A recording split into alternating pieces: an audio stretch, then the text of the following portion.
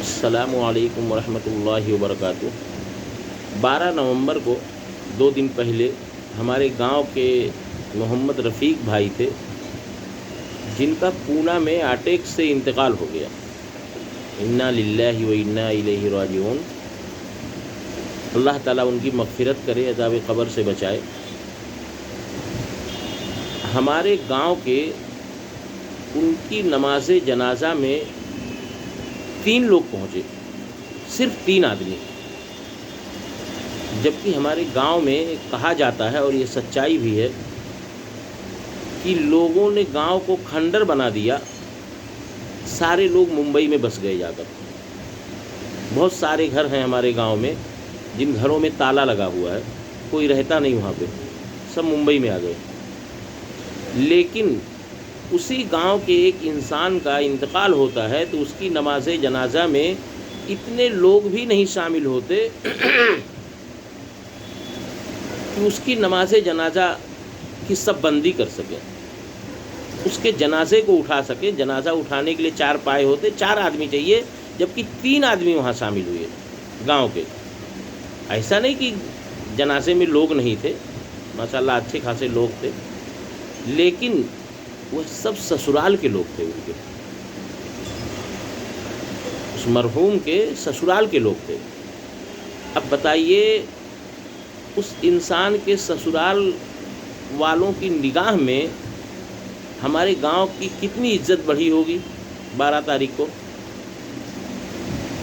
کیسی کیسی باتیں لوگوں نے کیا ہوگا کہ مطلب کس طرح کا گاؤں ہے، کیسے لوگ بستے ہیں وہاں پہ، بے ضمیر، جن کا ضمیر مر چکا ہے، شرم حیا کی مطلب کوئی بات نہیں ہے ان کے اندر۔ کیا کیا باتیں کی ہوں گی آپس میں، ہم سے تو کوئی نہیں بولا کچھ، لیکن کیا باتیں نہیں ہوں گی۔ اگر ہمارے گاؤں میں کسی کی سسرال ہو اور ہم 150 لوگ سسرال والے وہاں جمع ہو جائیں تو ہم اس انسان کے گاؤں کے لوگوں کے بارے میں نہیں اچھی اچھی باتیں کریں گے، جہاں کے لوگ آئے ہی نہیں، جنازہ اٹھانے کے لیے 4 آدمی بھی نہیں آئے۔ ہم مطلب کتنی پستی میں چلے گئے ہیں۔ ہمارے گاؤں کے لوگوں کو کیا ہو گیا ہے، کوئی بیمار ہوتا ہے، ہاسپٹل میں ایڈمٹ ہوتا ہے تو اس کو دیکھنے تک ہم نہیں جاتے، دیکھنے کے لیے بھی نہیں جاتے ہاسپٹل میں۔ اور کل یہ بات، پرسوں جو ہے 12 تاریخ کو وہاں پہ بات چلی کہ ایسے ایسے لوگ ہاسپٹل میں پڑھ کے گاؤں چلے گئے، لیکن ان کے سگے والے دیکھنے تک نہیں گئے ہاسپٹل۔ میں کسی کا نام نہیں لوں گا، ایسی وہاں باتیں چلی، لیکن ہم مطلب اتنا ہمارا ضمیر مردہ ہو چکا ہے، ہم کسی کے ہاسپٹل دیکھنے تک نہیں جاتے۔ میں کوئی تکبر یا بڑائی کی بات نہیں کرتا ہوں اپنی، میں 30 سال سے ممبئی میں ہوں، جب یہ بمبئی تھا تب سے ہوں، آج ممبئی ہو گیا۔ میں 30 سال سے ہوں، 1993 سے گاؤں کا کوئی جنازہ ایسا نہیں اٹھا جس جنازے میں شامل نہیں ہوا ہوں، کوئی ثابت نہیں کر سکتا۔ اس ٹائم داڑھی بھی نہیں آئی تھی مجھے، بچہ تھا، لیکن اس ٹائم بھی کوئی ثابت نہیں کر سکتا کہ میں 30 سال کی زندگی میں اگر میں ممبئی میں رہا ہوں تو گاؤں کا کوئی جنازہ اٹھا اور میں اس جنازے میں شامل نہیں ہوا ہوں۔ میرے پورے گھر کے لوگ مر کے ختم ہو جائیں، چاہے کوئی ہمارے گھر کے جنازے میں آئے یا نہ جائے، میں انشاءاللہ ہر انسان کے جنازے میں جاؤں گا، اور جانا بھی چاہیے۔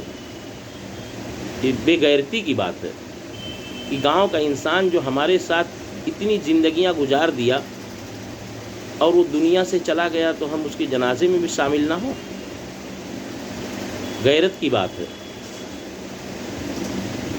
جو دنیا سے چلا گیا انسان نا، گاؤں میں 5 آدمی کی اچھے لوگوں کی فہرست نکالی جائے نا، اچھے 5 لوگ جمع کیے جائیں کہ آدمی اچھا ہے، تو ایسے 5 لوگوں میں اس جانے والے محمد رفیق بھائی کا نام آئے گا، ہو سکتا پہلا نمبر آ جائے کہ گاؤں کا سب سے اچھا آدمی۔